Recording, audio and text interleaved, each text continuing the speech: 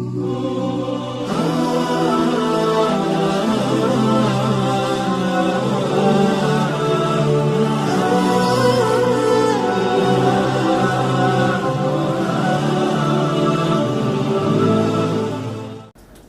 علیکم ورحمۃ اللہ وبرکاتہ۔ امید ہے کہ آپ سب لوگ جو ہیں وہ ایمان اور صحت کی خیریت والی حالت کے اندر ہوں گے۔ آج کل ہمارے ملک کے اندر خاص طور پہ جو ہے وہ ترکش ڈرامے بڑے شوق سے دیکھے جا رہے ہیں، جن میں ایک ارطغرل الغازی بھی ہے ترکی میں، اور ہندوستان پاکستان کے اندر یقیناً اس کے بہت سارے جو فالورز ہیں اور بہت زیادہ لوگ دیکھ رہے ہیں۔ کچھ ہم لوگ ویسے ہی بحیثیت قوم ہمارے پاس بڑا وقت ہوتا ہے ان چیزوں کو دیکھنے کا، اس میں کوئی مسئلہ نہیں ہے یا ہمیں کوئی پرسنلی کوئی پرابلم نہیں ہے اگر لوگ دیکھ رہے ہیں تو، لیکن مسئلہ یہ ہے کچھ لوگ جو ہیں وہ اس کو اسلامائز کرنے کی کوشش کر رہے ہیں، یا اس کو جو ہے وہ حلال کرنے کی کوشش کر رہے ہیں کہ ایک اسلامی ڈرامہ ہے اور حلال ہے اس کو دیکھنا یا جائز ہے، اس میں کوئی مسئلہ نہیں ہے۔ تو جہاں تک حلال یا حرام کی بات ہے تو یقیناً اس کا تھیم جو ہے وہ اچھا ہے، بہت ساری اسلامک جو تھیم ہے اس کا، اسلامک ہسٹری کے اوپر ایک انسپائرنگ تھیم ہے، لیکن اس کے باوجود it does involve a lot of حرام تھنگس، بہت ساری حرام چیزیں بھی ہیں یقیناً جو اسلام میں جائز نہیں ہے۔ مثال کے طور پر میوزک ہے، میوزک از ٹوٹلی فاربیڈن ان اسلام، اور پھر اس کے بعد جو ہے وہ ٹو واچ نان محرمس ہے، یہ اس کو ہم اسلامائز نہیں کر سکتے۔ اور تیسری چیز جو ہے وہ جو بڑی امپورٹنٹ چیز ہے وہ ہے کہ ایکٹنگ اور پرفارمنگ کے اندر بھی کہ to utter the words of کفر، کلمات آف کفر، it can never be justified, اس کو جو ہے وہ جسٹیفائڈ نہیں کیا جا سکتا۔ اگر ہم یہ کہہ سکتے ہیں کہ 50-50 جو ہے وہ ہے، جہاں پہ اس کے اندر جو ہے وہ اچھے لیسنز بھی ہیں اور وہاں پہ اس کو، لیکن ہم اس کو ٹوٹلی جو ہے وہ اسلامک نہیں کہہ سکتے یا حلال نہیں کہہ سکتے اس چیز کو۔ اگر اس میں یہ والے ایلیمنٹس جو ہیں وہ ریموو کر دیے جائیں اور پیور اسلامک ہسٹری کے اوپر کوئی ڈراماز بنے تو اچھی بات ہے، مطلب پازیٹیو چیز ہے۔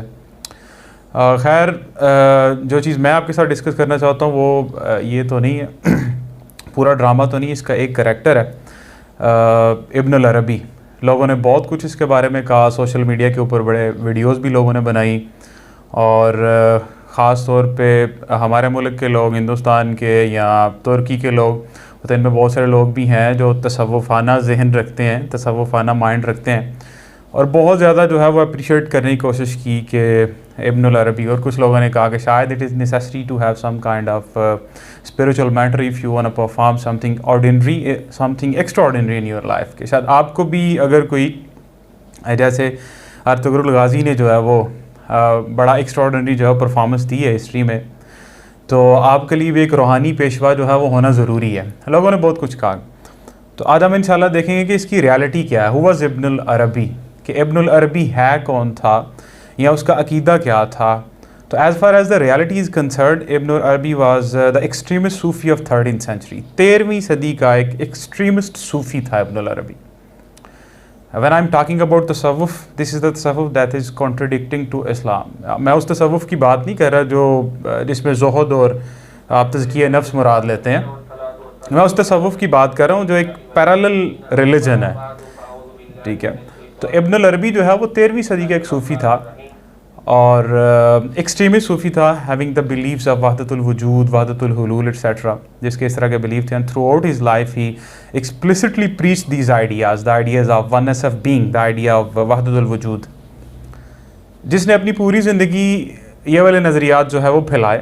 اس کی جو ہے وہ فیمس بکس ہیں کچھ، ان میں 2 بکس جو بڑی فیمس ہیں، فصوص الحکم اور فتوحات مکیہ۔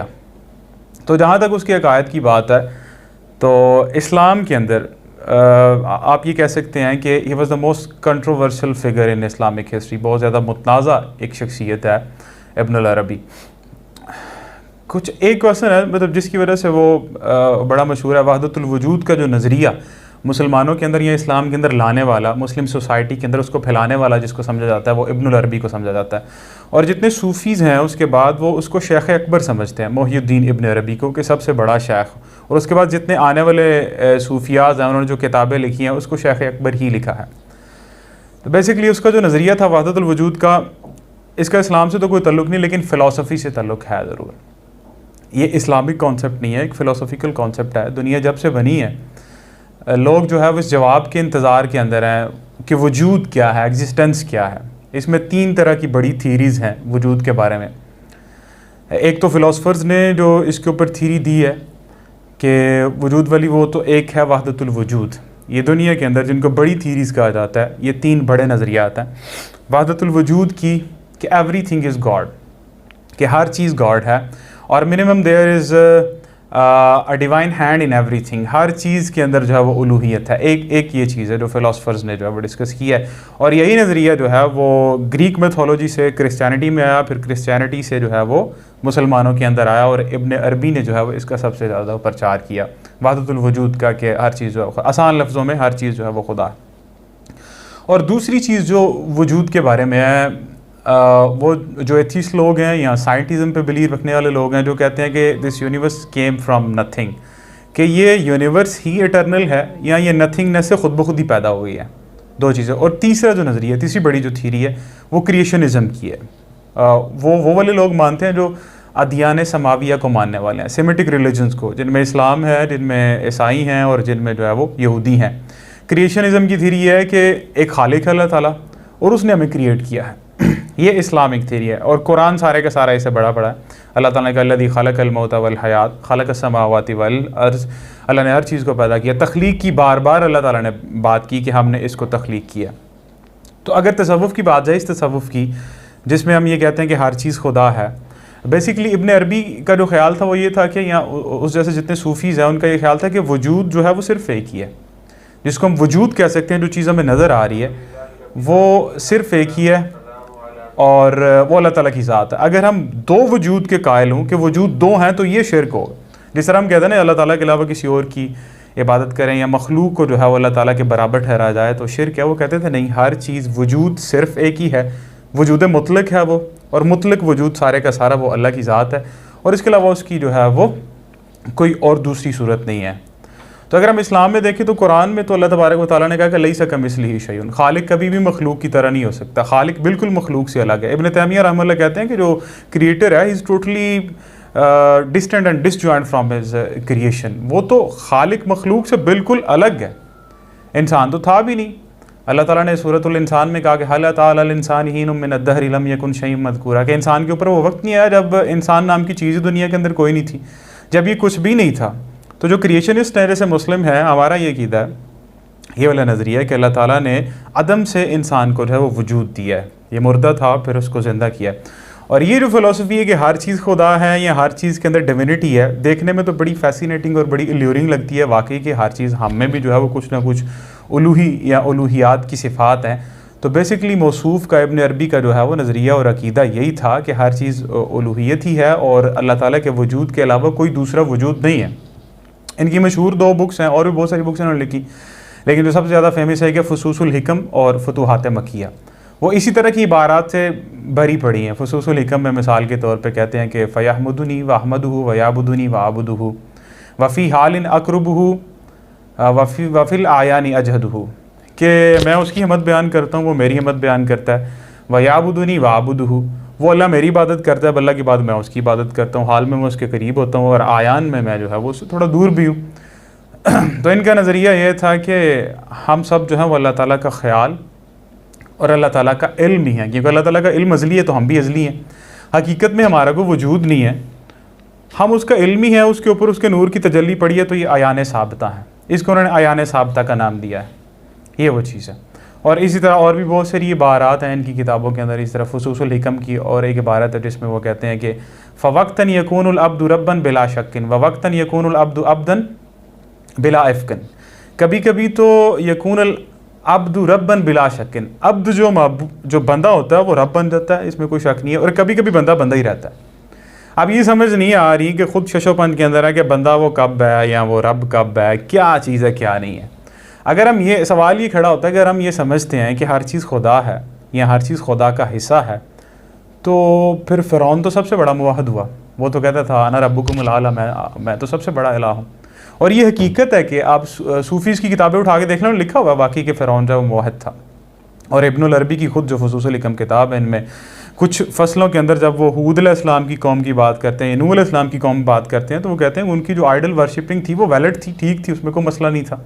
جب آپ سمجھ رہے ہیں کہ ہر چیز خدا ہے، تو پھر کرسچینٹی اور اسلام کے اندر کیا فرق رہا تھا؟ مطلب عیسائی ہر چیز کو خدا تو نہیں سمجھتے، اس لحاظ سے تو وہ بیٹر ہے، وہ بھی یہ سمجھتے ہیں کہ اللہ ہے خدا، یا روح القدس ہے، یا جبریل ہے جس کو وہ جو ہے وہ ٹرینٹی کہتے ہیں، پھر اس میں سے بھی وہ توحید نکالنے کی کوشش کرتے ہیں، تثلیث فی التوحید یا توحید فی التثلیث، اور بیائی نہیں یہی الفاظ ابن عربی نے بھی جو ہے وہ کہے اپنی کتاب فصوص الحکم کے اندر، انہوں نے کہا کہ تسلس محبوبی وقد کان واحدہ، کہ میرا جو محبوب رب ہے وہ بھی تسلس ہے، وہ بھی تین کی طرح۔ آگے پھر کرسچینٹی کا عقیدہ بھی بیان کیا، انہوں نے کہا کما سیر الاقنام بذات اقنما، جس طرح نصارہ نے تین اقنام وہ ملا کے ایک اقنوم بنایا نا، ایک جوہر، وہ کہتے ہیں کہ اللہ تعالیٰ ایک جوہر ہے اور روح القدس ایک جوہر ہے اور یسوع مسیح ایک جوہر ہے، 1+1+1=1 not equal to 3، مطلب یہ ان کی اپنی لاجک ہے۔ وہ کہتے ہیں تثلیث فی التوحید یا توحید فی التثلیث ہے، اس تثلیث تینوں چیزوں کے اندر بھی توحید ہے۔ تو یہ وہ ساری چیزیں ہیں جو انسان کو انسان کی سمجھ سے بالاتر ہے۔ اور پھر یہ جتنے صوفیز ہیں یا جتنے مسٹکس ہیں وہ یہی بتانے کی کوشش کرتے ہیں کہ نہیں، آپ جو ابن عربی کے بعد آنے والے ان کے ڈیفینڈرز ہیں، وہ کہتے ہیں نہیں، آپ ان کی عبارات کو سمجھ نہیں سکتے، اس وجہ سے جو ہے وہ آپ اس کی غلط تعبیرات کرتے ہیں، آپ سمجھ نہیں سکتے۔ تو اگر کوئی شخص یہ کہ 2+2=5 آپ اس کو سمجھ نہیں سکتے، ٹھیک ہے سمجھ نہیں سکتے، لیکن اللاجیکل ہے، یہ لاجیکل نہیں ہے، 2+2=4 ہی ہوگا۔ تو پھر اس کے جو ڈیفینڈرز ہیں وہ بعد میں نے بولا نہیں، ان کی جو کتابیں ان کی تعبیرات آپ اس طرح کر سکتے ہیں، اس طرح کر سکتے ہیں، حالانکہ یہ واضح عبارات جو ہے وہ سامنے آتی ہیں، اس میں کیا لکھا ہوا اور کیا نہیں لکھا ہوا۔ جب آپ یہ سمجھتے ہیں ہر چیز خدا ہے تو پھر شریعت تو کچھ بھی نہ ہوئی، پھر شریعت تو ختم ہوگی، نماز روزہ زکوٰۃ حج، آپ کو کسی چیز کی بھی ضرورت نہیں ہے۔ تو انہوں نے یہ مسئلہ بھی حل کر دیا، اس طرح فتوحات مکیہ کے اندر لکھتے ہیں، کہتے ہیں کہ العبد رب، العبد حق والرب حق، کہ عبد بھی حق ہے اور رب بھی حق ہے۔ یا لیت شعری من المکلف، مجھے یہ نہیں سمجھ آ رہی کہ مکلف کون ہے۔ ابن عربی کہتے ہیں کہ بندہ بھی حق ہے، رب بھی حق ہے، مکلف کون ہے؟ Who is going to follow the ہدایہ، who is going to follow the Quran and سنہ، شریعت کی پیروی جو ہے وہ کون کرے گا؟ اب جب شریعت نہیں ہے تو جنت دوزخ کا بھی کانسیپٹ ختم ہے۔ اب جو دوزخ میں بندہ جائے گا اس کا کیا بنے گا؟ یا دوزخ ہے بھی نہیں، جنت ہے بھی، ہر چیز خدا ہے، تو پھر ہم کس طرح اس کو ڈیفائن کریں، کس طرح ڈسکرائب کر سکتے ہیں؟ اب فصوص الحکم کے اندر ہی موصوف نے فرمایا، ان کی ایک عبارت ہے، انہوں نے کہا کہ جو لوگ دوزخ میں جائیں گے، وَإِن دَخَلُوا دَارَ الشِّقَاء، دار الشقاء، اگر دوزخ میں جائیں گے تو فَإِنَّهُمْ عَلَى لَذَّةٍ فِيهَا نَعِيمٌ مُبَايِّن، یہ جو دار الشقاء ہے یہ وہاں پہ ان کے لیے لذت ہوگی اور نعمتیں ہوں گی، تو دوزخ بھی ایک طرح کی نعمت ہے۔ اور پھر آگے کہتے ہیں کہ یسمى عذابا من عذوبۃ طعمہ، اس کو عذاب اس لیے کہا جاتا ہے کہ یہ عذوبہ سے نکلا ہے، یہ جو عذوبہ اس کا جو لفظ ہے نا، اس کا جو روٹ ورڈز ہیں جس کا مطلب مٹھاس ہوتا ہے، تو یہ عذاب ایکچولی جو ہے وہ مٹھاس ہے، اصل میں اور کچھ نہیں ہے۔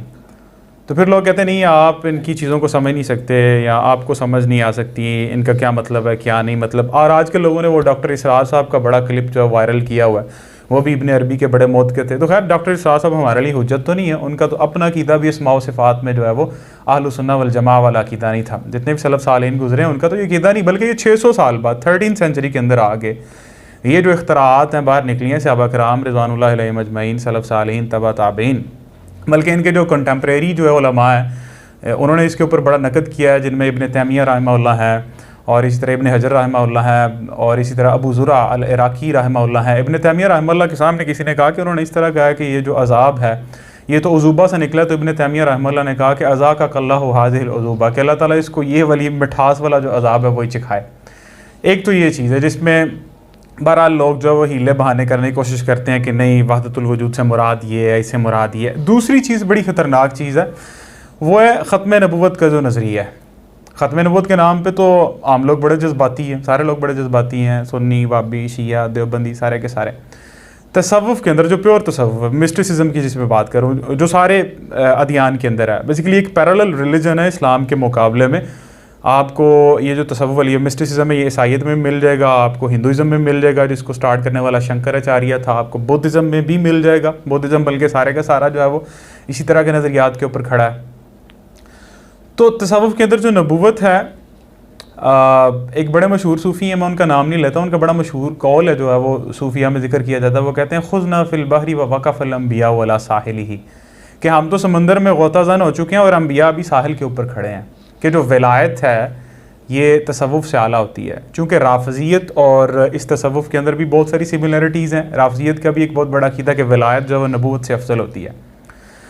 سیم وہی عقیدہ جو مرزا غلام احمد قادیانی کا تھا۔